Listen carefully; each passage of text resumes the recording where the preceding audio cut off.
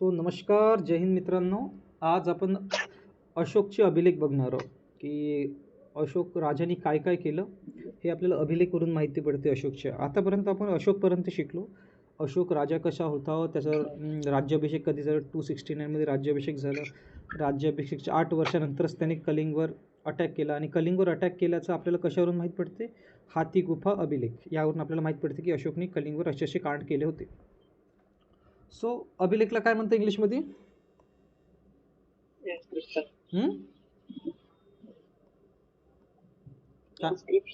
Inscription. So आपण आज अभिलेख बघणार आहोत अशोकचे. बघा, सर्वात आधी अशोकचे अभिलेख माहिती आहे का? 4 अभिलेख आहे. त्या 4 अभिलेखवर प्रिय नाम देवदर्शी असं लिहून आहे. काय? प्रिय नाम देवदर्शी, देवनाम प्रियदर्शी. सॉरी, अशोकचे ह्या सगळ्या याच्यावर देवनाम प्रियदर्शी लिहून आहे. देवनाम प्रियदर्शी हे फक्त 4च असे अभिलेख आहेत ज्याच्यावर देवनाम प्रियदर्शी लिहून आहे. देवनाम प्रियदर्शी अशोकले म्हटल्या जाय. देवनाम प्रियदर्शी. सो 4 अभिलेख आहे. एक आहे गर्जरा. गर्जरा फक्त मध्य प्रदेशमध्ये आहे. गर्जरा अभिलेख ज्याच्यावर देवनाम प्रियदर्शी लिहून आहे. अशोकचे फक्त 4च अभिलेख आहे ज्याच्यावर देवनाम प्रियदर्शी लिहिलेलं आहे. फर्स्ट आहे गर्जरा, सेकंड आहे मास्की, थर्ड आहे नेतूर आणि फोर्थ आहे उदयगोलान. उदयगोलान. सो फास्टमध्ये बोलायचं, गर्जरा, मास्की, नेतूर, उदयगोलान. मास्की, नेतूर, उदयगोलान हे 3 आहे कर्नाटकमध्ये. गर्जरा, मास्की, नेतूर, उदयगोलान. गर्जरा, मास्की, नेतूर, उदयगोलान. सो गर्जरा MP मध्ये आहे, मास्की, नेतूर, उदयगोलान हे कुठे आहे? कर्नाटकमध्ये. हे फक्त 4 अभिलेख आहे की ज्याच्यावर देवनाम प्रियदर्शी लिहून आहे आणि हे देवनाम प्रियदर्शी अशोकला म्हटलं जाय. सो जर प्रश्न आला कधी की असे कोणता अभिलेख आहे ज्याच्यावर देवनाम प्रियदर्शी आहे, सो काय पहिलं काय होतं? गर्जरा, जास्की, नेतूर, उदयगोलान. गर्जरा, मास्की, नेतूर, उदयगोलान. नेतूर, उदयगोलान. सो हे 4 अभिलेख लक्षात ठेवा ज्याच्यावर देवनाम प्रियदर्शी लिहिलेलं आहे. सो आपण हे 4 अभिलेख बघितले. फर्स्ट गर्जरा, जास्की, नेतूर, उदयगोलान. सो इच्छा इथंच हे अभिलेख पाठ झाले पाहिजे, तेव्हाच आपण समोर जाऊ. गर्जरा, मास्की, नेतूर, उदयगोलान. गर्जरा, मास्की, नेतूर, उदयगोलान. गर्जरा, मास्की, नेतूर, उदयगोलान. गर्जरा MP मध्ये, मास्की, नेतूर, उदयगोलान कर्नाटकमध्ये. 4 अभिलेख ज्याच्यावर देवनाम प्रियदर्शी लिहिलेलं आहे. सो आता फक्त एकच अभिलेख आहे ज्याचं नाव आहे भौरू अभिलेख. भौरू हा आहे राजस्थानमध्ये. भौरू अभिलेख राजस्थानमध्ये. याच्यावर लिहिलं आहे सम्राट अशोक.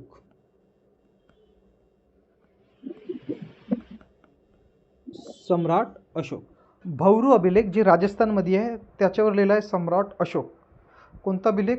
भौरू. भौरू भौरू भौरू अभिलेख. भौरू अभिलेख आहे राजस्थानमध्ये. त्याचं नाव त्याच्यावर काय लिहिलं आहे? सम्राट अशोक. सो हे आपण 5 अभिलेख बघितले. आता त्याच्यानंतर छोटे अभिलेख आहे त्याचे 7 लघु अभिलेख. 7 लघु अभिलेख. लघु म्हणजे छोटं छोटं लिहिलं आहे. फर्स्ट आहे त्याचं रुमन देवी. पहिलं अभिलेख काय? रुमन देवी. आता हे कुठं आहे? नेपाळमध्ये आहे रुमन देवी. नेपाळच्या लुंबिनीमध्ये जन्म झाला होता गौतम बुद्धाचा. याच्यावर टॅक्सेशन पद्धतीचं लिहून आहे की टॅक्स कसा असेल. रुमन देवी अभिलेख. रुमन देवी अभिलेख कुठे आहे? नेपाळमध्ये. नेपाळमध्ये स्पेसिफिक कुठं? लुंबिनीमध्ये. ज्याच्यावर टॅक्सेशन पद्धतीबद्दल बोललेलं आहे की टॅक्सेशन कसा असायला पाहिजे. आणि टॅक्सेशनला समहर्ता नावाची हे होती, पद होती. त्याला टॅक्सेशनच्या नावासाठी म्हटलं जाते. समहर्ता पद होतं फक्त. जसं आपल्याकडे टॅक्स कलेक्टर असते त्या प्रकारे त्यांच्याकडे समहर्ता होता जो टॅक्स कलेक्ट करत होता. सो 7 अभिलेखमधील माईक ऑफच करून दे, माईक ऑफ करून दे. हा 7 लघु अभिलेख होते. 7 लघु अभिलेखमधून पहिला आहे रुमन देवी, रुमन देवी, रुमन देई, सॉरी देवी नसेल, तो देई आहे, तो रुमन देई. हा रुमन देई अभिलेख. रुमन देई अभिलेख कुठे आहे? नेपाळ. नेपाळच्या कुठं? लुंबिनीमध्ये. याच्यावर कशाबद्दल चर्चा आहे? टॅक्सबद्दल, की टॅक्स कशा प्रकारे घ्यायचा, टॅक्सचे काय हे होते, कोणत्या गोष्टीवर काय टॅक्स लागेल, त्याची सगळी माहिती रुमन देई अभिलेखमधली. आता विचार कर, नेपाळपर्यंत अशोकची पोहोच होती. सो आता सेकंड अभिलेख बघू. सेकंड अभिलेख आहे टोपरा. तो आहे हरियाणामध्ये. हरियाणा. हा टोपरा अभिलेख आहे हरियाणामध्ये. त्याच्यानंतर थर्ड येते मेरठ. मेरठ अभिलेख तो आहे एम पीमध्ये. आता मेरठ तर माहीतच आहे एम पीमध्ये आहे. सो त्याचा मेरठचा अभिलेख आहे. मेरठचा अभिलेख कुठे आहे? एम पीमध्ये. आता हे जे आपण नावं सांगू राहिलो ना, त्या जागेची नाव आहे जिथं त्याचा अभिलेख सापडला. सो जसं आपला अभिलेख, आपण अभिलेख लिहिला पुणेमध्ये, तर आपला अभिलेख आहे पुणेचा अभिलेख म्हणून. पुणे कुठे आहे? महाराष्ट्रामध्ये. सो त्या प्रकारे टोपरा अभिलेख तो आहे हरियाणामध्ये आणि मेरठ तो आहे एम पीमध्ये. सो आता काय झालं होतं, जो फिरोज शाह तुगलक होता, फिरोज शाह तुगलक, जो तुगलक वंशमध्ये शिकू आपण, त्यांनी हे दोन्ही अभिलेख उचलले आणि तुगलकाबादमध्ये नेले. सो आता हे जे दोन्ही अभिलेख आहे हे कुठे सापडते आपल्याला? तुगलकाबादमध्ये सापडते. हे दोन्ही अभिलेख जे टोपरा आणि मेरठ अभिलेख आहे ते तुगलकाबादमध्ये सापडले, जो फिरोज शाह तुगलक होता ज्याने ते उचलले. आता 5वा अभिलेख आहे कोसांबी अभिलेख. कोसांबी अभिलेख आहे यूपीमध्ये. याच्यामध्ये असं माहीत पडते की याची जी बायको होती कारुबाकी.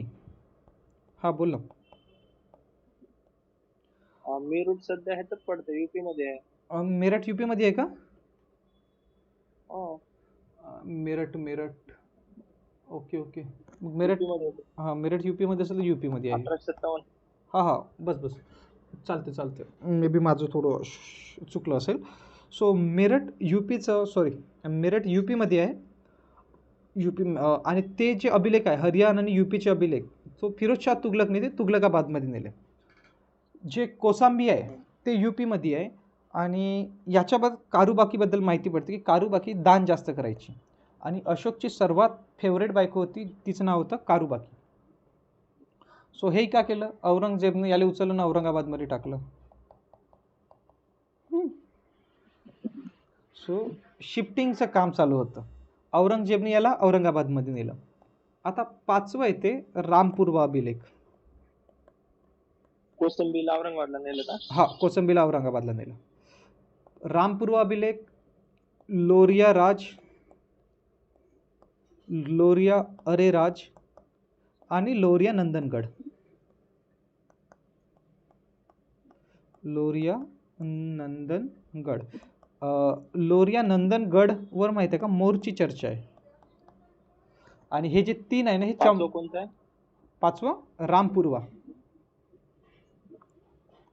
6वं लोरिया अरेराज आणि 7वा आहे लोरिया नंदनगड. हे गेलं, हे आहे चंपारणमध्ये. चंपारण कुठे आहे? बिहारमध्ये. सो रामपूर्वा, लोरिया अरेराज आणि लोरिया नंदनगडवर मोरची चर्चा आहे. सो हे होते अशोकचे 7 लघु अभिलेख. फर्स्ट शिकलो आपण रुमन देई नेपाळ लुंबिनीमध्ये, ज्याच्यावर टॅक्सेशनची चर्चा आहे. सेकंड शिकलो आपण टोपरा जे हरियाणामध्ये आहे. थर्ड शिकलो आपण मेरठ जे यूपीमध्ये आहे, जे तुगलकाबादमध्ये नेलं फिरोज शाह तुगलकनी. त्यानंतर चौथं शिकलो आपण कोसांबीवर कारुबाकीची चर्चा माहिती पडते आपल्याला, की कारुबाकी दानवीर होती, ती खूप दानधर्म करायची. आता बरोबर आहे, एवढा पैसा असेल तर दानधर्म करणारच आहे ना यार. सम्राट अशोकची बायको, किती पैसा आहे तिच्याकडं, असे पैसे गेले तरी त्याला काय वाटत नाही. सो ते दानधर्म जास्त करायचे. ते औरंगजेबनं त्याला गायब केलं. त्याच्यानंतर रामपूर्वा, लोरिया अरेराज आणि लोरिया नंदनगडवर मोराची चर्चा आहे. 5, 6, 7 कुठे आहेत का? बिहार चंपारण आहेत का? चंपारणमध्ये आहे ते तिन्ही. सो बरं. हे होते आपले 7 अशोकचे लघु अभिलेख. त्यानंतर सरेकुणा अभिलेख आहे एक. सरेकुणा हा हा सिंगल अभिलेख आहे, जी द्विभाषी आहे. दोन भाषांमध्ये होता हा अभिलेख, आणि हा आहे अफगाणिस्तानमध्ये. सो सरेकुणा अभिलेख द्विभाषीय अफगाणिस्तानमध्ये आहे.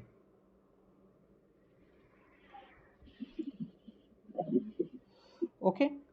त्यानंतर एक येते मानसेहरा आणि सहबाजगडी.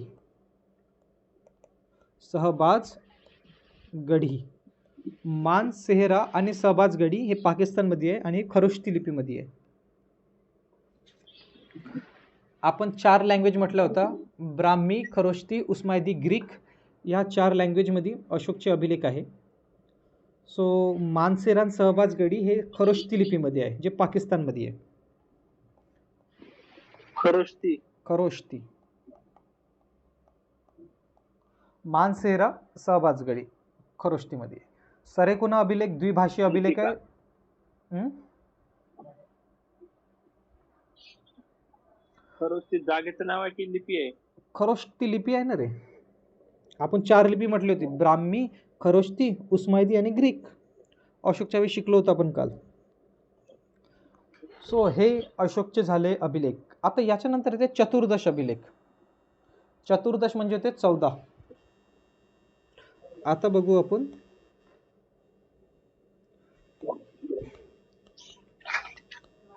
चतुर्दश अभिलेख.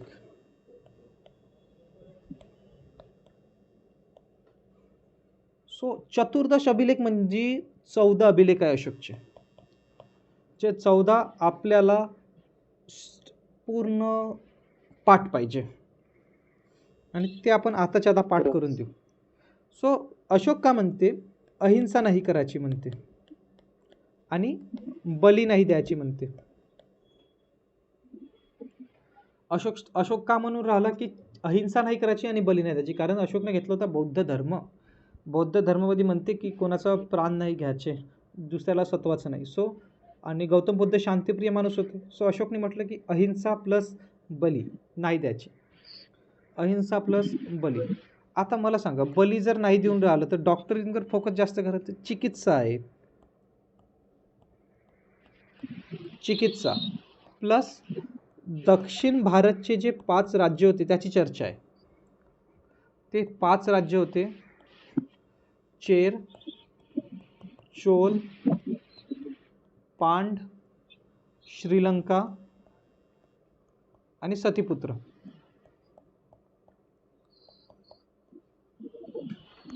फर्स्ट अभिलेखमध्ये काय म्हणते, अहिंसा प्लस बली नाही द्यायची. सेकंडमध्ये आता जर कोणाला माईक बंद कर, माईक बंद कर. काय झालं? हॅलो. हा बोल. त्या 14 ह्याच्या अभिलेखचं नाव नंतर सांगतोस का? तेच सांगतो ना.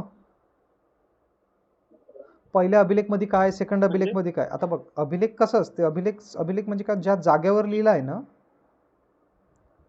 त्या जागेवर लिहिलं त्याचा अभिलेख म्हणतो आपण. आता याच्यामध्ये काय, चतुर्दश अभिलेखमध्ये पहिल्या अभिलेखवर काय लिहिलं, सेकंड अभिलेखवर काय लिहिलं ते मॅटर करते फक्त. ते चतुर्दश अभिलेख आहे त्याचे. 14 अभिलेख.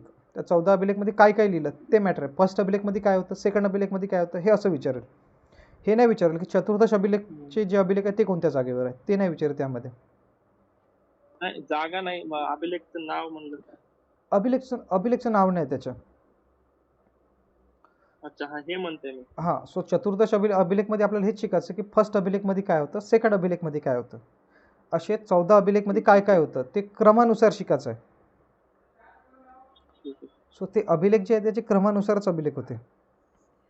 चतुर्दश अभिलेख त्याचे 14. Okay, got it. So so आपण फर्स्ट अभिलेखमध्ये बघितलं की फर्स्ट अभिलेखमध्ये अशोक काय म्हणते, अहिंसा आणि बली नाही द्यायची. आता अहिंसा आणि बलीचं, तर बली जर नाही द्यायचं, कोणी जर बिमार पडला याने म्हटलं की बली नाही द्यायची, तर चिकित्सा करायची. सो सेकंड अभिलेखमध्ये काय आहे, चिकित्सा करा. आणि दक्षिणचे 5 राज्याची चर्चा आहे. दक्षिण भारतचे 5 राज्य, चेर, चोल, पांड, सतीपुत्र आणि श्रीलंका. सो आता आपण बघू की तिसरा, आता तिसरा काय म्हणते, 3 अधिकारी होते, 3 अधिकाऱ्याची चर्चा आहे तिसऱ्या ह्याच्यात. ते होते राजूक, युक्त आणि प्रादेशक.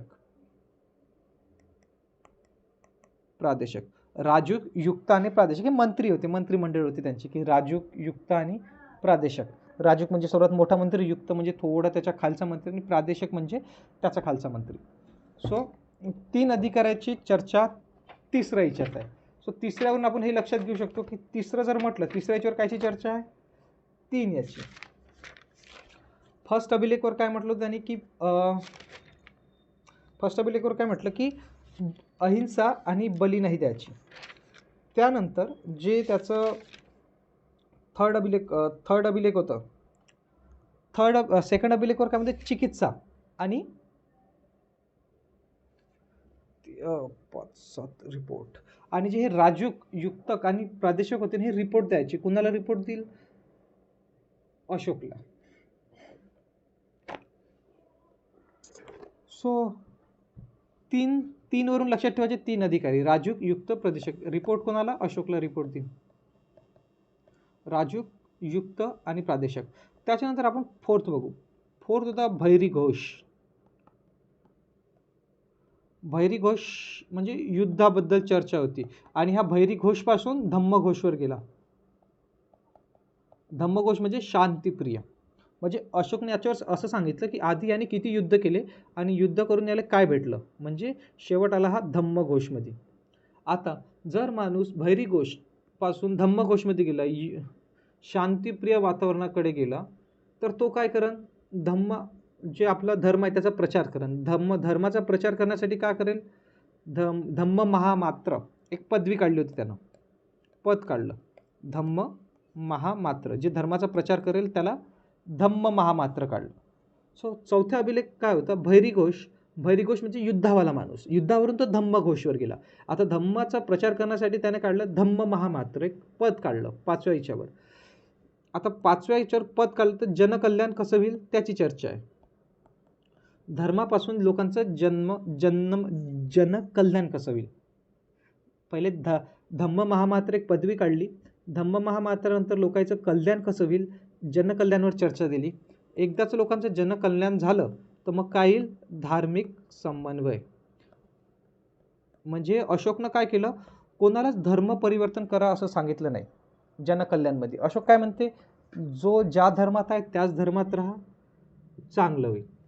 अशोकने काय केलं, 5 बरोबर आहे का आपलं, 3 6 धार्मिक. मग अशोकने काय केलं, धम्म यात्रा काढली. कशासाठी, बौद्ध धर्माचा प्रचार करण्यासाठी धम्म यात्रा काढायचा अशोक. 8व्या याच्यात काय केलं, धम्म यात्रा काढली अशोकने. अशोकने काय केलं, छोटे छोटे त्योहारवर रोक लावली होती, छोटे त्योहारवर रोक. 9व्या याच्यात अशोक काय म्हणते, त्योहारमध्ये लोकांचा पैसा खर्च होते म्हणते, लोक कंगाल होते म्हणते. सो छोट्या छोट्या त्योहारवर रोक लावली. यात्राही काढून राहिला आणि त्योहारवर रोखही लावून राहिला. आता यात्रामध्ये लोक पैसे नाही खर्च करणार तर का करणार. आता छोटे त्योहारवर रोक लावली. आता लोकांना सांगू राहिला धर्माचं महत्त्व, धम्मचं महत्त्व सांगू राहिला अशोक आता, की धर्माने काय होते हे ते. आता धम्माचं जर महत्त्व सांगू राहिला तर अशोक काय म्हणते, ब्राह्मण लोकांना सत्वाचं नाही म्हणते, ब्राह्मणला न सत्वा, ब्राह्मण लोकांना सत्वाचं नाही. त्यानंतर याची स्त्री महामात्राची पोस्ट काढली. स्त्री महामात्र म्हणजे बायांना रिस्पेक्ट करा, हे करा ते करा. ब्राह्मणले नको सत्व आणि बायांना रिस्पेक्ट करा, स्त्री महामात्र. त्यानंतर सगळं संपलं याचं. त्यानंतर अशोकचा कलिंगचा अभिलेख येते. अशोकचा कलिंगचा अभिलेख. कलिंगच्या अभिलेखमध्ये काय, अशोकनं सांगितलं की कलिंगले कसं मारलं होतं यानं, कलिंगच्या राजाले.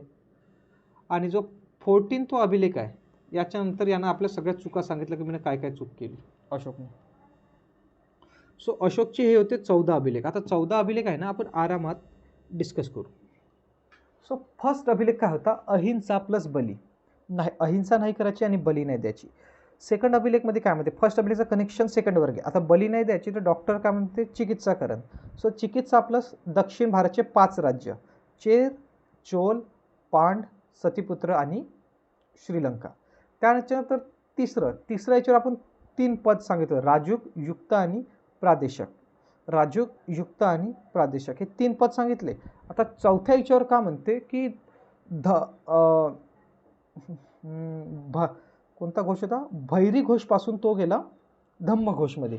म्हणजे युद्ध त्यानं सोडलं आणि धम्माच्या याच्यावर फोकस करायला लागला. आता जर धर्मावर फोकस करून राहिला तर धर्मासाठी कोणतं ना कोणतं पद काढायला पाहिजे. तर धम्म महामात्र पोस्टिंग काढलं. सो धम्म महामात्र जर पोस्टिंग काढलं त्यानंतर लोकांचं जनकल्याण झालं पाहिजे. तर मग जनकल्याणवर आता लोकांचं जनकल्याण जर झालं असेल त्यानंतर लोकांना सांगितलं की धार्मिक समन्वय म्हणजे कोणत्याच धर्माला म्हणजे सर्व धर्म समभाव असं सांगितलं. धार्मिक समन्वय झालं त्यानंतर यात्रा काढून राहिला तो धम्म यात्रा, कारण धम्माचा प्रचार करायचा आहे. धम्म यात्रा काढली त्याने. त्यानंतर तो म्हणते छोटे त्योहारवर रोख लावले त्याने. 9 काय म्हणते छोटे त्योहारवर रोख आणि 10 म्हणते धम्मचं महत्त्व सांगितलं. मग त्यांनी छोटे त्योहार रोख लावली आणि धम्मचं महत्त्व. 11 म्हणते ब्राह्मणले नाही सत्वाचं. 12 त्यांनी स्त्री महामात्र पोस्टिंग काढली ज्याच्यामध्ये सांगते का स्त्रीला महत्त्व द्या, स्त्रीला पण असं तसं नको करू, जसं ब्राह्मणला नाही सत्वाचं स्त्रीला पण नाही सत्वाचं. त्यानंतर 13वा अभिलेख होता त्याचा की कलिंगचा अभिलेख कोणता होता, हाती गुफा अभिलेख आठवत असेल. त्यानंतर 4था सांगितला त्यांनी 14वा की त्याच्या जे आतापर्यंत चुका झाल्या त्याने काय काय चूक केल्या ते स्वतः मान्य केल्या त्यांनी. राजा कधीच आपल्या चुका मान्य नाही करत, पण अशोक स्वतःच्या चुका मान्य केल्या अशोकने, म्हणूनच त्याला सम्राट अशोक असं म्हटलं जाते. सो स्टोरीनुसार जर 14 अभिलेख लक्षात ठेवले तरच आपल्या लक्षात राहील, अदरवाईज तुम्ही विसरून जाल. सो आपण आतापर्यंत जे अशोकचे अभिलेख बघितले ते थोडं रिवाईज मारू. पहिले आपण अशोकचे 4 अभिलेख बघितले. 4 अभिलेखमध्ये सर्वात पहिला अभिलेख होता त्याचा गर्जरा, मास्की, नेतूर आणि उदयगोला. गर्जरा MP मध्ये आहे आणि बाकीचे आहे कर्नाटकमध्ये. त्यानंतर एक रुमनदेई अभिलेख भौरू अभिलेख बघितला जो राजस्थानमध्ये, त्याच्यावर सम्राट अशोक लिहिला आहे आणि ह्या चौघावर काय लिहिलं होतं, देव नाम प्रियदर्शी. त्यानंतर 7 लघु अभिलेख बघितले. फर्स्ट होता रुमनदेई, सेकंड होता टोपरा, थर्ड होता मेरठ, फोर्थ होता कोसांबी, फिफ्थ होता रामपूर्वा, 6 होता लोरिया अरेराज आणि 7th होता लोरिया नंदनगड, ज्याच्यावर मोरची चर्चा आहे. हे तिन्ही चंपारणमध्ये आहे. जे कोसांबी अभिलेख होता तो UP मध्ये होता, तो UP वरून औरंगजेबने औरंगाबादमध्ये नेला. त्याच्यानंतर सरेकुन अभिलेख आहे जे द्विभाषीय अभिलेख आहे. त्याच्यानंतर मानसेरा आणि सहबाजगडी हे खरोष्टी लिपीमध्ये लिहिलेलं आहे आणि पाकिस्तानमध्ये आहे. आणि पुन्हा जर 14 लघु अभिलेखची जर रिवाईज मारली, लघु अभिलेख नाही 14 अभिलेख. सो फर्स्ट अहिंसा बली, सेकंड म्हणते चिकित्सा, दक्षिणचे 5 राज्य चेर, चोल, पांड, सतीपुत्र आणि श्रीलंका. थर्ड म्हणते 3 महत्त्वाचे पद राजूक, युक्त, प्रादेशक. फोर्थ होता भैरी घोषपासून धम्म घोषवर गेला. फिफ्थ होता धम्म महायात्रा, धम्म महामात्रक. 6 होता जनकल्याण. 7 होता जनकल्याणच्या नंतर काय म्हणते धार्मिक समन्वय. 7 होता धम्म यात्रा. 8वर छोटे त्योहारवर रोख. 9वर होता धम्माचं महत्त्व. 10वर होता ओके मे बी हे चुकलं असेल. 10वर होतं धम्माचं महत्त्व. 11वर होता ब्राह्मणले न सत्वा. 12वर होतं स्त्री महामात्र. 13वर होतं कलिंग आणि 4थावर होतं आपलं लास्ट मिस्टेक. सो हे अशोकचे एवढे अभिलेख आहे आणि होप सो तुम्हाला अशोकचे अभिलेख आजच्या आजच लक्षात आले पाहिजे. आजच्या आज जर ह्या लेक्चरमध्ये लक्षात नाही आले तर तुमचे अभिलेख लक्षात नाही येईल, तुम्ही विसरून जा. सो होप तुम्हाला अशोकचे सगळे अभिलेख समजले असेल की अशोकच्या अभिलेखमध्ये काय काय होतं आणि हेच अशोकचे अभिलेख. आणि मोस्ट ऑफ द आपल्याला हिस्ट्रीमध्ये अशोकचेच अभिलेख लक्षात ठेवायचे होते. चंद्रगुप्त मौर्याचे आपण अभिलेख शिकले होते मे बी. काय अभिलेख होते त्याचे चंद्रगुप्त मौर्याचे अशोकचे? चंद्रगुप्तचे मध्यस्थान अभिलेख, साहोर अभिलेख आणि जुनागड अभिलेख हे 3च होते. मध्यस्थान बंगालमध्ये, त्याच्यानंतर सहागोर अभिलेख गोरखपूर UP मध्ये, जुनागड अभिलेख गुजरातमध्ये होतं. रुद्रदायन सर्वात आधी काय होतं, रुद्रदायनं नदीचं निर्माण केलं होतं आणि अशोकनं पुनर्निर्माण केलं. अशोक नाही, चंद्रगुप्त मौर्यनं. हे जे चंद्रगुप्त मौर्याचे अभिलेख होते. सो आता आपण बघू थोडं त्याचे सिद्धांत काय होते अशोकचे. अशोकने काय म्हटलं बघ. अशोकचा सिद्धांत सोपी होता, स्वनियंत्रणचा सिद्धांत होता. अशोकचा सिद्धांत. अशोकची थेरी काय होती? स्वनियंत्रण. स्वतःला नियंत्रित ठेवा आणि जिओ और जीने दो, हा अशोकचा सिद्धांत होता. जिओ और जीने दो. आधी बहुत मारकाट केली अशोक बाबूनं, आता म्हणते जिओ और जीने दो, स्वनियंत्रणचा. अशोकने काही उपदेश दिले. अशोकचे उपदेश 3 उपदेश होते. माता पिताचा आदर करा, ऋषीचा आदर करा आणि दुसऱ्यांभोवती सहानुभूती ठेवा, म्हणजे सिम्पॅथी ठेवा. दुसऱ्याबद्दल काय ठेवायची? सिम्पॅथी. अशोकचा 3 सिद्धांत होते. कोणते? अशोकचे 3 उपदेश. माता पिताचा आदर करा, त्यांची सेवा करा, ऋषीचा आदर करा. ऋषी म्हणजे देव, काय म्हणते आपले टीचर झाले.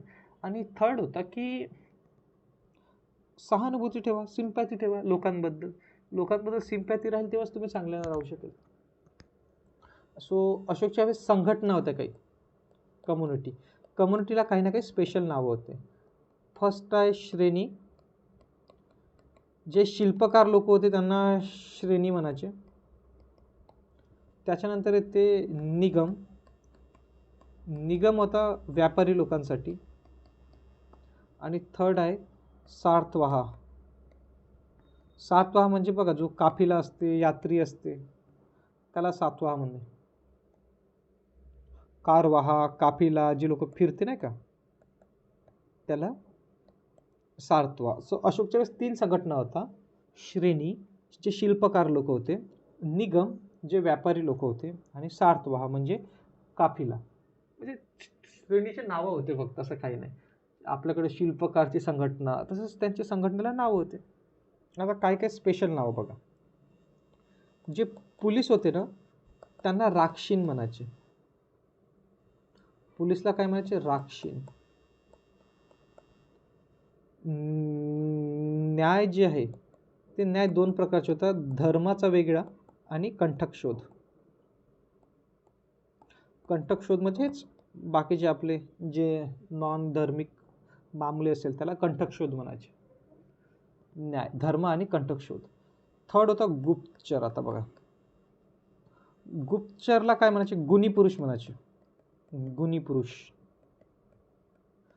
पुरुष म्हणजे गुप्तचर. आता बघा, 2 प्रकारचे गुप्तचर होते, एक संस्था आणि एक होता संचार. संस्था म्हणजे जे जागेवर राहणारे, संचार म्हणजे जे फिरत राहत होते गुप्तचर. सिंपल.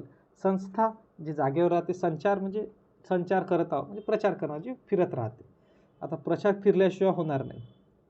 सो गुप्तचरला त्याच्या वेळेस गुणी पुरुष म्हणायचे.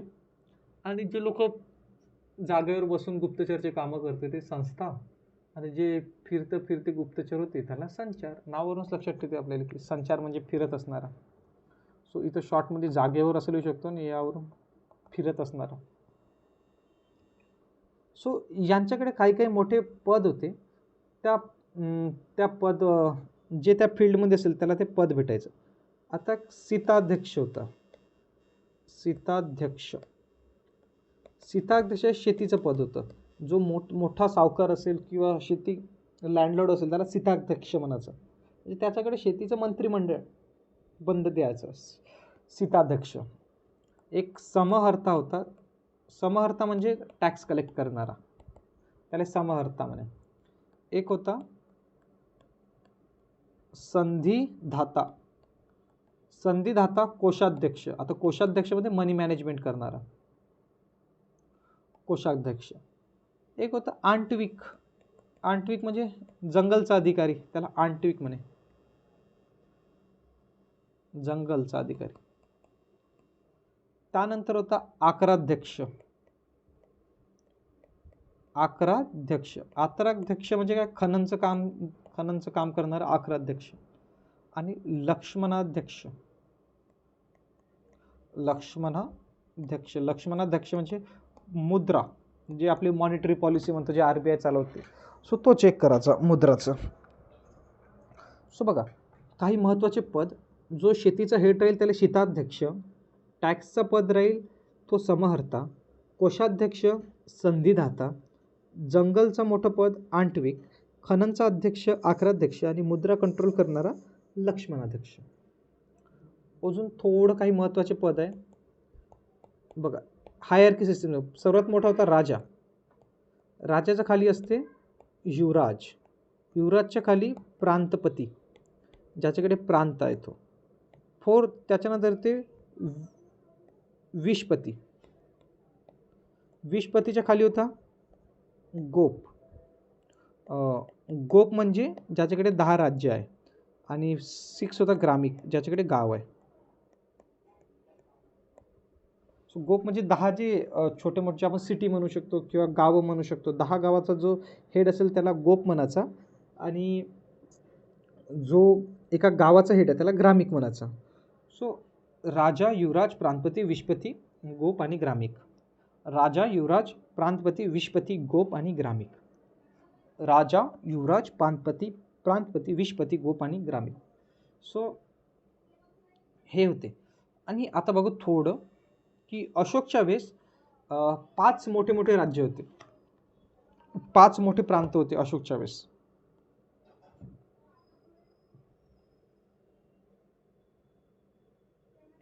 अशोकच्या वेळेसचे 5 मोठे प्रांत बघू आता अशोकच्या वेळेस. सो फर्स्ट येते उत्तरापथ. उत्तरापथ हे आहे उत्तरापथ. हे उत्तरचं उत्तरापथ. एक येते प्राची. एक येते प्राची. उत्तरापथ प्राची. प्राची येते बिहारमध्ये. त्याच्यानंतर ते कलिंग. कलिंग कलिंग आहे ओडिसामध्ये. त्याच्यानंतर ते दक्षिणापथ. 5 मोठे मोठे प्रांत सांगतो. त्याच्यानंतर येते अवंती. सो उत्तरापथ, प्राची, कलिंग, दक्षिणापथ आणि अवंती. सो हे मोठे त्यावेळेसचे 5 प्रांत होते. सो उत्तरापथची राजधानी जर म्हणाल तर तक्षशिला होती. प्राचीची राजधानी म्हणाल तर पाटलीपुत्र. कलिंगची राजधानी म्हणाल तर तोशली. दक्षिणापथची राजधानी म्हणाल तर स्वर्णगिरी होती. आणि अवंतीची राजधानी होती, वरून नाव होतं अवंतीचं राजधानीचं काहीतरी, उज्जैन. अवंतीची राजधानी उज्जैन होती. उज्जैन, अवंती. प्राचीची राजधानी होती पाटलीपुत्र. मी लिहितो इथं. प्राचीची राजधानी होती पाटलीपुत्र. कलिंगची राजधानी होती तोशली. दक्षिणापथची राजधानी होती स्वर्णगिरी. अवंतीची राजधानी होती उज्जैन. आणि उत्तरापथची राजधानी होती आपली तक्षशिला, जे पाकिस्तानमध्ये येते. आणि बघा आता एरिया सांगतो. हा जो एरिया होता हा होता उत्तरापथचा. हा जो एवढा होता हा होता प्राची. हा जो पूर्ण साऊथचा एरिया होता होता दक्षिणापथ. आणि हा होता अवंती, उज्जैन. सो बघा 5 मेन राज्य होते आणि 5 मेन राज्यावरही अशोकचाच कब्जा होता पूर्ण. म्हणजे अशोकचा इन्फ्लुअन्स होता की बाकीचे राजा त्याला अशोकला. सो म्हणू शकतो अशोकचा एक टॉपचा राजा होता. अशोकच्या वेळेस 5 प्रांत होते. सर्वात टॉप उत्तरापथ, साईडने थोडं प्राची, त्याच्या खाली येते कलिंग, दक्षिणची दक्षिणापथ आणि अवंती होती उज्जैन. अवंतीची राजधानी होती उज्जैन. सो हेच होते आपले अशोकचे. मग अशोकच्या नंतर आला कुणाल. कुणालच्या नंतर आला रुहद्रथ. आता रुहद्रथचा होता एक सेनापती जो होता पशुमित्र. आणि हा पशुमित्र होता ब्राह्मण कॅटेगरीचा. ब्राह्मण कॅटेगरीचा असून पशुमित्र सुंग पशुमित्र सुंग ब्राह्मण कॅटेगरीचा नव्हता. मे बी ब्राह्मण कॅटेगरीचा हा होता धनानंदचा बाप नव्हता ना, महापदमनंद. तो होता ब्राह्मण कॅटेगरीचा. आणि हा ब्राह्मण कॅटेगरीचा होता तर हा काय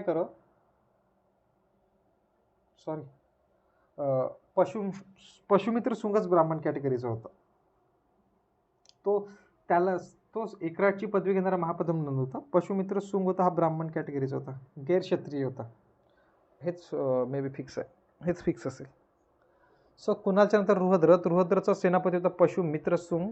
पशुमित्र सुंगनं रुहद्रथले निपटवलं आणि चालू केला आपला सुंग वंश. सो आता यानंतर आपण शिकू सुंग वंश. पशुमित्र सुंग. पशुमित्र सुंगच्या नंतर आपण शिकणार आहोत कर्णवंश. कर्णवंशच्या नंतर सातवाहन वंश. कर्णवंश सातवाहन वंश याच्यामध्ये तेवढं काहीच नाही जेवढं आपल्याला शिकायचं आहे. त्यानंतर आपण बघू थोडं मग जे ISPK बघू, ज्यांनी मधात अटॅक केला होता. ISPK, त्याच्यानंतर पल्लव वंश, शक वंश आणि कुशाण वंश. हे जे आहे ना हे बाहेरचे होते. हॅलो, हा बोल ना. आवाज येत आहे? थोडं जास्त घेऊत का म्हणायला दररोज? हा, दररोजचं थोडं जास्त घ्यायला जाऊ का? दररोज थोडं थोडं फायदा. चालेल ना, असं काहीच नाही. फक्त तुमच्या डोक्याच्या वरून नाही गेलं पाहिजे. नाही रीडिंग आपल्या रिव्हिजन करूच ना नंतर. काय आठवड्यातून एक रिव्हिजन ठेवायचं. नाही रिव्हिजन तुम्ही करत बसा. तर रिव्हिजनचं मी नाही बघत. अरे रिव्हिजन आम्हीच करणार. हा, मग तू शिकव. मी शिकू. चालेल. सो आता आपण चालू करू सुंग वंश. ओके. सो आता आपण स्टोरी बघितली होती की अशोकच्या नंतर होता आपला कुणाल, आणि कुणालच्या नंतर आला बहलोल शासन जे होता रुहद्रथ. बकलोल होता एकदम एक प्रकारचा. सो रुहद्रथचा सेनापती होता पशुमित्र सुंग. पशुमित्र सुंगनं काय केलं, याला निपटून टाकलं रुहद्रथले आणि आपला नवीन वंश चालू केला सुंग वंश. हा होता ब्राह्मण जातीचा माणूस, म्हणजे गैरक्षत्रिय माणूस होता. सो पहिला जो गैरक्षत्रिय होता तो होता सुंग वंश. यानं दिला धोका आणि तो सुंग वंश चालू केला. सो हसीन मसूक शाह बघितलं होतं आपण. हसीन मसूक शाह. सो हसीन मसूक शाहमध्ये आपण हर्यंक वंश कंप्लीट केला, शिशुनाग वंश कंप्लीट केला, नंद वंश कंप्लीट केला, मौर्य वंश सुद्धा आपला कंप्लीट झाला. आता आपला जाणू आहे सुंग वंश, त्यानंतर कर्णवंश आणि सातवाहन वंश. सो आपल्याला असं शिकायचं आहे. हसीन मसूक शाह. आता काय झालं होतं की हा जो मौर्य वंश आहे ना, मौर्य वंशच्या नंतर नाही का ISPK आले होते. आता ISPK म्हणजे काय रे? हरियन वंश काय? शिशुनाग वंश. शिशुनाग वंश. सो बघा, मौर्य वंशच्या नंतर काय झालं की बाहेरून जे विदेशी लोक आहेत त्यांनी आक्रमण केले होते आणि त्यांचं थोडं शासन होतं. ते ISPK म्हणते. इंडो ग्रीक, शक, पहलव आणि कुशाण. सो यांचं थोडं शासन होतं जे आपल्याला शिकायचं आहे. ते आपण काय करू की सातवाहन वंशपर्यंत घेऊ आणि सातवाहन वंशच्या नंतर मग मी हे सांगतो की ISPKची एंट्री आली होती. सो बघा, आता आपण चालू करू सुंग वंश. सो सुंग वंशचा जो संस्थापक होता तो होता पशुमित्र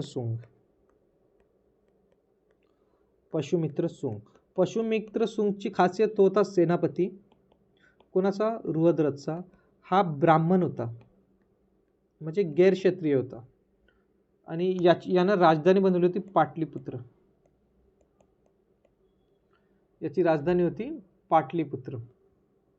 आणि याने काय केलं होतं, कंपाऊंडिंग केलं होतं चांगलं पाटलीपुत्रला. आणि याला नंतर यानं राजधानी बनवली विदिशाला. पहिली पाटलीपुत्र होती, नंतर बनवली विदिशाला. विदिशा येते MP मध्ये. सो आता हा ब्राह्मण असल्याच्यानी हा काय होता की बौद्ध विरोधी होता हा माणूस. गैरक्षत्रिय होता आणि बौद्ध विरोधी होता. पण काय झालं की याच्या काळामध्ये यानं थोडे जे 2 वस्तू आहे ना, जे साचीचं स्तूप आहे ते बनवलं होतं तांब्याचं, आणि भरहूतचं अभिलेख आहे भरहूत ते बनवलं गोट्याचं. साचीचं स्तूप बनवलं तांब्याचं आणि भरहूतचं बनवलं गोट्याचं, जे दोन्ही MP मध्ये आहे. तुम्ही बौद्ध धर्माचेच आहे दोन्ही. भरहुत भरहुत म्हणजे मूर्त आहे, मूर्त भरहुत जी गोट्याची बनवली आणि साचीचं स्तूप बनवलं होतं त्याने तांब्याचं, म्हणजे बौद्ध धर्माचं आहे. आता थोडे पुस्तक बघू जे याच्या काळातले होते, ज्याच्यावरून याची चर्चा आणि माहिती पडते. एक होतं जातक जे बौद्ध धर्माचं आहे. एक होतं अष्टाध्याय. भरूच कशाचं बनलं म्हणलं? गोट्याचं भरूत अभिलेख आहे मे बी गोट्याचं. एक मिनिट चेक करून आपण.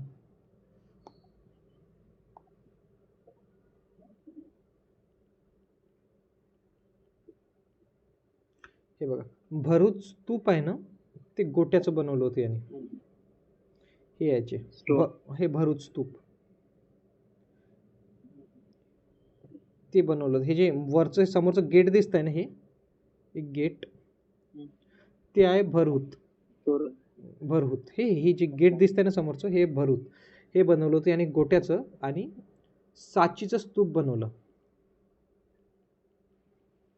तांबा साची कॉपर साचीचं स्तूप होतं ते बनवलंय आणि तांब्याचं. चला सो तिथं बघितलं आपण. सो साचीचं स्तूप तांब्याचं बनवलं आणि भरूतमध्ये बनवलं गोट्याचं. ते कुठं MP मध्ये. सो काही पुस्तक आहे याच्या काळातले ज्याच्यावरून याची चर्चा माहीत पडते. एक आहे जातक, बौद्ध धर्माचं पुस्तक आहे. अष्टाध्याय जे पारनीनं लिहिलं, अष्टाध्याय लिहिण्यात आलं होतं याच्या वेळेस, पारनीनं लिहिलं. त्यानंतर मनुस्मृती मनूनं लिहिलं आणि महाभास पतंजली. महाभास कोणी लिहिलं? पतंजलीने. जातक बौद्ध धर्माचं पुस्तक आहे. अष्टाध्याय पारनीनं लिहिलं, मनुस्मृती मनूनं लिहिलं आणि महाभास पतंजलीने लिहिलं. सो बघा याच्या वेळेस माहिती आहे का, काही विदेशी आक्रमण झाले होते. विदेशी आक्रमण झाले.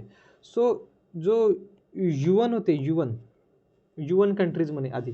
सो युवन कंट्रीमधून डेमेट्रियस आणि मिनांडर. सो डेमेट्रियस आणि मिनांडर हे दोघं आले होते. हळूहळू आले, एकासोबत नाही आले. सो आता याले प्रश्न पडला की पाठवा कोण आले. सो यांनी आपल्या पोराला पाठवलं, ज्याचं नाव होतं अग्निमित्र. आणि इथे पाठवलं अग्निमित्रले. याचा पोरगा होता आणि याच्या पोराने ह्या दोघांनी हरवलं. डेमेट्रियसली हरवलं आणि मिनांडरली हरवलं. सो हा हारला आणि हा भेटला नागसेनले आणि नागसेनपासून याने घेतला बौद्ध धर्म. बौद्ध धर्मामध्ये कन्वर्ट झाला मिनांडर.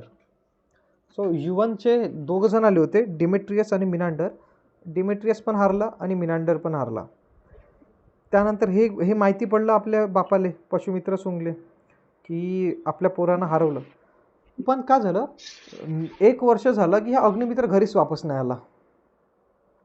बाप चिंतेमध्ये पडलं, यार पोरगं वापस नाही आलं, पोराले का झालं, पोरगं मेलं तर नाही आपलं, पोराला कोणी टपकवलं तर नाही. मग त्यानंतर बापाला माहीत पडलं का पोरगं आपल्या लफड्यामध्ये फसलं एका पोरीच्या. आणि त्यानंतर त्या पोरीचं नाव होतं मालविका. बापाला वाटलं अच्छा 1 वर्ष तू हे कांड करत होता, इकडं होता तू 1 वर्ष. अच्छा. हे माहिती कशावरून पडते, कालिदासनं एक बुक लिहिलं होतं, मालविका अग्निमित्रम. मालविका अग्निमित्रम. सो ह्या याच्यावरून माहीत पडते की पशुमित्र सोंगचं पोरग 1 वर्ष बिचारं त्या गोष्टीमध्ये बिझी होतं. सो यांची दोघांची लव्ह स्टोरी होती, अग्निमित्र प्लस मालविका.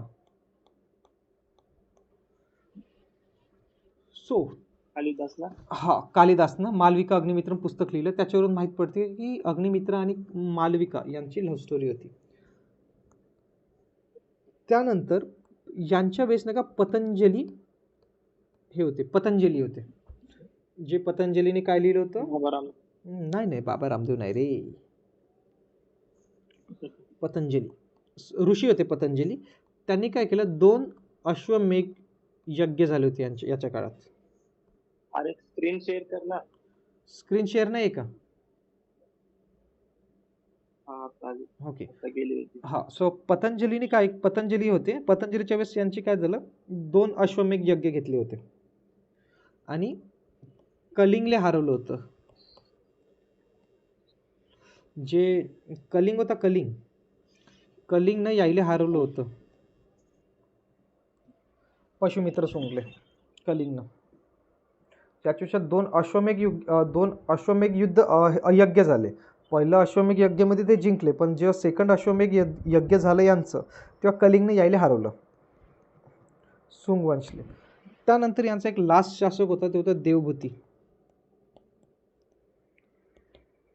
बघा, फर्स्ट युद्ध जिंकले पण सेकंड वॉर हारले होते वाले अश्वमेघ युद्ध. आणि जो ऋषी होते ते होते पतंजली. सो देवभूती यांचा लास्ट शासक होता. आता देवभूतीच्या नंतर आला कर्णवंश. आता कर्णवंशचं काहीच नाही, कर्णवंशचा फर्स्ट शासक होता वासुदेव आणि लास्ट शासक होता यांचा सुशर्मा. लास्ट कर्णवंशमध्ये काही तेवढं महत्त्वाचं आहेच नाही, वासुदेव आणि सुशर्मा कर्णवंशमध्ये. त्यानंतर एक शेवटचा वंश येते, तो होता सातवाहन वंश. सो सातवाहनचा सर्वात पहिला शासक होता, तो होता सिमुकला आंध्र सातवाहन सुद्धा म्हणते. आंध्र सातवाहन, कारण यांनी साऊथमध्ये सुद्धा यांनी राज्य केलं होतं, साऊथची एरिया सुद्धा जिंकले होते. सो सिमुकला काय एक शब्द आहे, आंध्र सातवाहन. त्याच्यानंतर सिमुकच्या नंतर आला हालच्या नंतर आला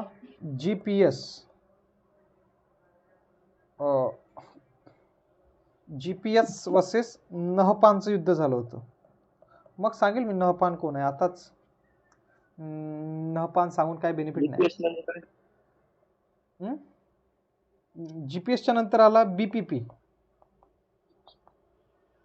BPPचं युद्ध झालं रुद्रदायांसोबत.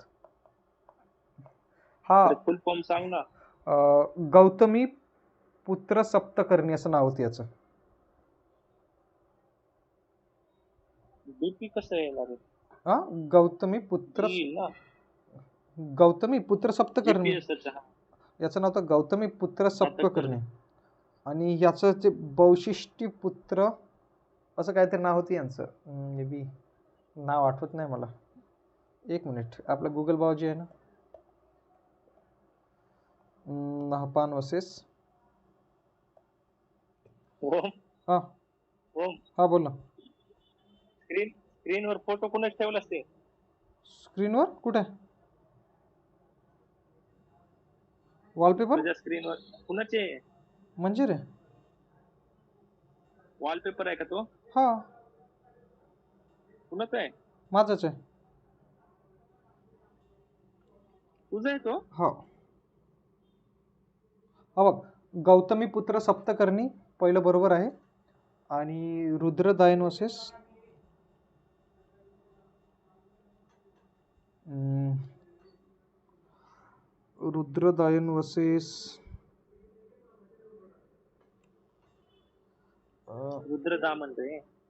रुद्रदायन आहे. रुद्रदामन. ओके. रुद्र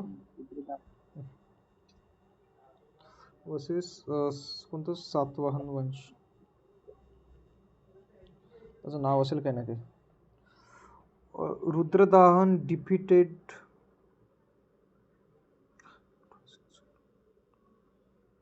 वशिष्ठीपुत्र सप्तकर्णी होतं नाव. वशिष्ठीपुत्र सप्तकर्णी.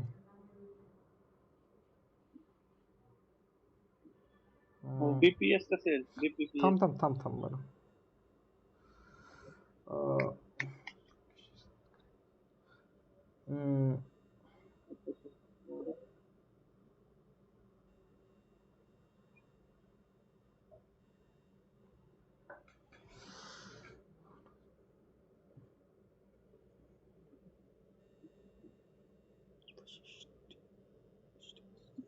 हा VPS लिहा, वशिष्ठीपुत्र सप्तकर्णी आहे तो, वशिष्ठीपुत्र सप्तकर्णी.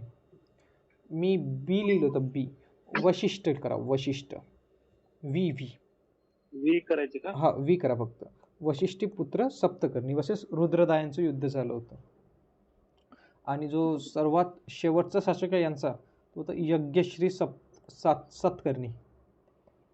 यज्ञश्री सातकर्णी. सातकर्णीवर सप्तकर्णी राहू शकते, ते तेवढं सोडून देते. यज्ञश्री सप्तकर्णी और सातकर्णी असेल त्याचं नाव.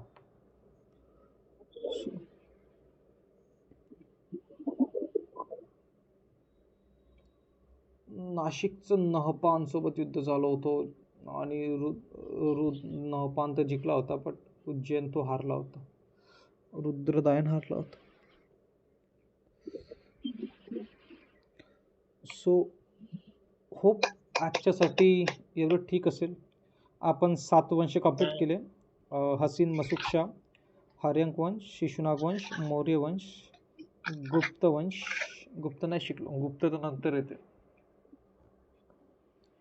गुप्त नाही झाला रे, गुप्त नाही झालं. झालं. 7वां वंश कंप्लीट केले आपण. सो उद्या आपल्याला ISPK जे फॉरेन इन्व्हेडर्स होते ते शिकू, की ह्या काळामध्ये हे पण आले होते.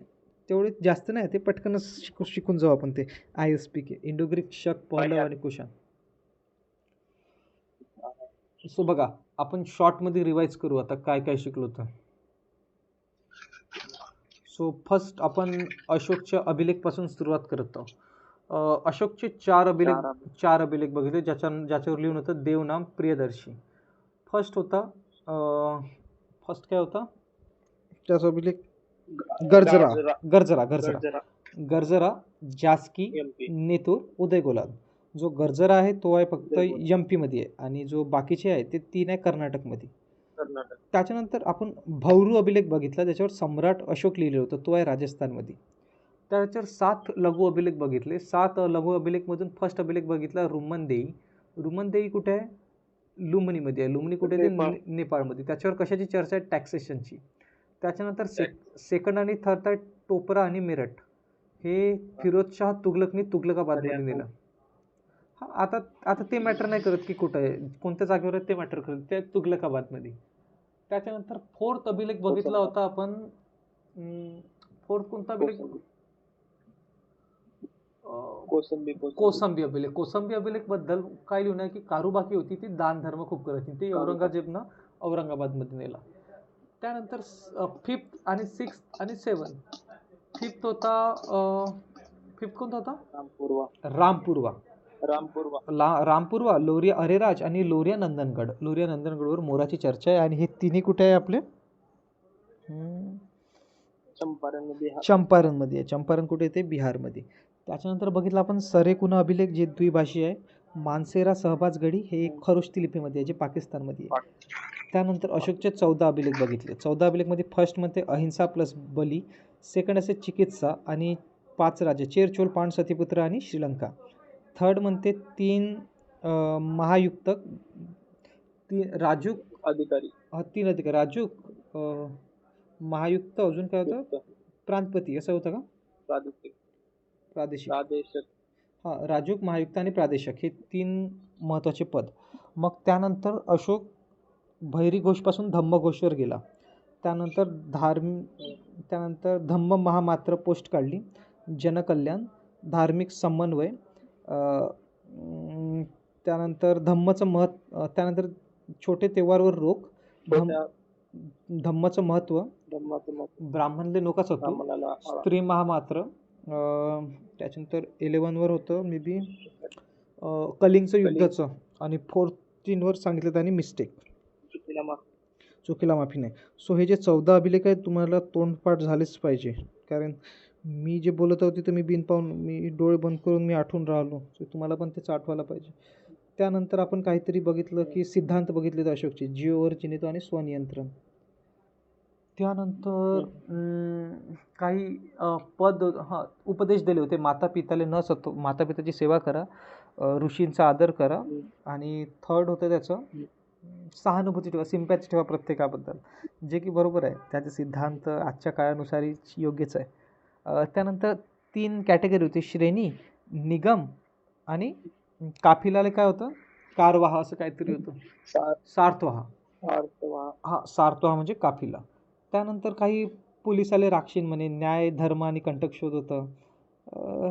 बस एवढंच होतं मे बी. आणि त्याच्यानंतर छोटे छोटे मोठे मोठे पद होते की गुप्तचरले गुणी पुरुष म्हणायचे. एक संस्था आणि संचार, संस्था म्हणजे जागेवर राहणार आणि संचार म्हणजे फिरत राहणारा. त्यानंतर आपण बघितलं की सीताध्यक्ष म्हणजे टॅक्सेशन, कोषाध्यक्ष होता, आकराध्यक्ष, अजून आंटविक होता, लक्ष्मणाध्यक्ष. सो असे छोटे मोठे पद होते. मग त्यानंतर राजा, युवराज, प्रांतपती, गोप आणि ग्रामिक. गोप म्हणजे 10 जे सिटी आहे त्याच्यावर राज्य करणारा गोप होता. त्यानंतर मग आपण विश्वपती म्हणजे विश्वपती विश्वपती कशात आहे ह्या? विश्वपती कशात होतं विश्वपती? युवराज, राजा. युवराज, राजा, प्रांतपती नाही का? आहे. हा, प्रांतपतीच्या खाली विश्वपती, म्हणजे त्याच्यामध्ये थोडा खालचा मंत्रिमंडळ, थोडा खालचा म्हणजे थोडं थोडं खालचं, राजाच्या खाली, याच्या खाली, याच्या खाली, असं असं करत करत प्रांतपती म्हणजे त्या प्रांताचा पूर्ण. विश्वपती म्हणजे आता थोडा जो जिल्हा असेल, जिल्हा टाईप म्हणू शकतो तो विश्वपती. सो अशी त्यांचं सिस्टीम होती, जे हायरकी म्हणतो, हायरकी सिस्टीम. जसं आपण गव्हर्नमेंट सिस्टीम म्हणतो आपल्याकडे आता, जसं स्टेट गव्हर्नमेंट आहे, सेंट्रल गव्हर्नमेंट आहे, त्याच्या हाताखालची लोकल सेल्फ गव्हर्नमेंट झाली, जिल्हाध्यक्ष, नगरपंचायत, सरपंच. सो हे छोट्या छोट्या मोठ्या पोस्टिंगपासून हायरकीपर्यंत जात जाते. मिनिस्ट्री सिस्टीम म्हणू शकतो आपण एक प्रकारची त्याची. त्यानंतर आपण बघितलं सुंग वंशवर गेलो होतो मे बी आपण. कुणाल मोठे राज्य. हा, 5 मोठे राज्य. सर्वात वर होते उत्तरापद. उत्तरापदची राजधानी होती तक्षशिला. त्याच्यानंतर होती प्राची. प्राचीची राजधानी होती पाटलीपुत्र. प्राचीच्या खाली येते कलिंग. कलिंगची राजधानी होती तोषली. त्याच्यानंतर येते दक्षिणापद. दक्षिणापदची राजधानी होती स्वर्णगिरी. आणि थोडं साईडनं जर गेलं तर कोणती येते, अवंती. अवंतीची राजधानी उज्जैन. सो आपले 16 महाजनपद पण राहिले. 16 महाजनपद आपल्याला शिकायचे तर नव्हते, आपल्याला फक्त एकच साम्राज्य शिकायचं होतं, ते होतं मगध साम्राज्य. मगध साम्राज्य सर्वात मोठा होता. उद्या आपण मॅपिंगवर 16 महाजनपद घेऊ, ज्यांचे नावं आहे कंबोज, गांधार, कुरु, क्षेत्र, कंबोज, गांधार, काय होतं का, वेट अ मिनिट, कंबोज, हा ओके. जे 16 महाजनपद होते ना, ते आपल्याला उद्या शिकायचे आहे मॅपवर. कंबोज, गांधार, कुरु, मत्स्य, सुरेसेन, कौशल, मल्ल, काशी, वल्ल, पांचाल, चेदी, अवंती, अस्माक, वज्ज, मगध, अंग. सर्वात मोठं होतं मगध साम्राज्य, जो की आपण कंप्लीट केला. त्याच्यानंतर याच्या राजधान्या पण पाहू की कोणकोणत्या राजधानी होत्या त्याच काळात. सो आता आपण येऊ सुंग वंशवर. सो सुंग, जो पशुमित्र सुंग होता, हा रुद्रचा सेनापती होता. हा होता ब्राह्मण, गैरक्षत्रिय माणूस होता हा वाला. याच्या वेळेस यांनी काय केलं, साचीचं तांब्याचं बनवलं आणि भरूचचं गोट्याचं बनवलं, जे की कुठे आहे, MP मध्ये आहे, मे बी मध्य प्रदेशमध्येच आहे. याचं पोरगं होतं अग्निमित्र. 2 आक्रमण झाले ते युवनचे, डेमेट्रियस आणि मिनांडर. डेमेट्रियस तर हारला, पण मिनांडरनं बौद्ध धर्म घेतला नागसेनपासून. हा एका लफड्यामध्ये पडला, ज्याचं होतं मालविका. आणि याचं बुक फेमस आहे मालविका अग्निमित्रम, जो लिहिलं कालिदासने. याच्या वेळेस 2 अश्वमेघ यज्ञ झाले, जे की केलं पतंजलीनं. फर्स्ट अश्वमेघ यज्ञ जिंकले, पण सेकंड अश्वमेघ यज्ञ हारले, जे की कलिंगनं हरवलं होतं. त्याच्यानंतर याचा सर्वात शेवटचा शासक होता देवभूती. त्याच्यानंतर आला कर्णवंश. कर्णवंशचा पहिला शासक होता वासुदेव आणि लास्ट होता सुशर्मा. त्याच्यानंतर आला सप्तकर्णी नाही, सातवाहन. सातवाहनचा पहिला शासक होता कोण होता? सिमुक होता फाउंडर. आणि सिमुकला काय म्हणायचं, आंध्र सातवाहन म्हणायचं. सिमुकच्या नंतर आला हालच्या नंतर आला गौतमीपुत्र सप्तकर्णी. गौतमीपुत्र सप्तकर्णीचं युद्ध झालं रुद्रदयांसोबत. त्यानंतर आला VPS वशिष्ठीपुत्र सप्तकर्णी, ज्याचं युद्ध झालं होतं रुद्रदयांसोबत. हा रुद्रदयांसोबत युद्ध मे बी हारला होता आणि नहपानसोबत जो GPS आहे तो युद्ध जिंकला होता. त्याच्यानंतर याचा सर्वात शेवटचा शासक यज्ञश्री सप्तकर्णीचा आहे. 7 सप्तकर्णी. यज्ञश्री सप्तकर्णी हा यांचा सर्वात लास्ट शासक होता. त्यानंतर हे जे वंश आहे हे वंश संपलं आणि आपण जे हसीन मसूक शाह म्हणतो मगध साम्राज्य हे संपलं सगळं. त्यानंतर मगध साम्राज्याच्या नंतर आपण शिकणार आहोत ISPK जे ग्रीक शासक होते मधामधात आले असे फॉरेन इंडो ग्रीक, शक, पहलव आणि कुशाण. त्यानंतर मग आपण कुशाणच्या नंतर हे चालू होतं ना गुप्त वंश आला होता. मग गुप्तवंश शिकू. गुप्तवंश शिकल्यानंतर तर आपण हे याच्यात मोठ्या काळावर येतो कारण गुप्तचा काळ हळूहळू जो BC आहे ना BC कम्प्लीटच झाला होता गुप्तच्या काळावेळेस. मग AD वर येऊ आपण. मग त्यानंतर आपण दक्षिण कालवर जाऊ की साऊथचे काही राज्य होते. 2 दिवसात मे बी आपल्याला लागेल ते 4 दिवस लागेल आपल्याला अजून. 4 दिवसात आपण एन्शियंट हिस्ट्री पूर्ण कंप्लीट करून टाकू. त्यानंतर आपण जाऊ मिडिवल हिस्ट्री. मिडिवल हिस्ट्री कुठपासून चालू करू आपली 800 पासून मिडिवल हिस्ट्री चालू होईल. 800 ते 1500 ते 800 पासून फार 1617 पर्यंत 1617 पर्यंत मे बी म्हणू शकतो. राजपूत वंश पासून आपण चालू करतो. होप सो फ्रेंड लोग आपको समझा होगा. आप वीडियो देखो या ना देखो इसमें मेरा कुछ नहीं जाता, आपका भी कुछ नहीं जाता. देखना हो तो देखो नहीं तो मत देखो भाई. लेकिन अगर कुछ देखा और उसके बाद अगर डाउट आए ना तो मेरे को कमेंट में जवाब दो क्योंकि मैं वीडियो बनाता मराठी में और आपसे पूछ रहा हिंदी में. सो डोंट वरी, हाय ना हरी. सो अभी ये अपन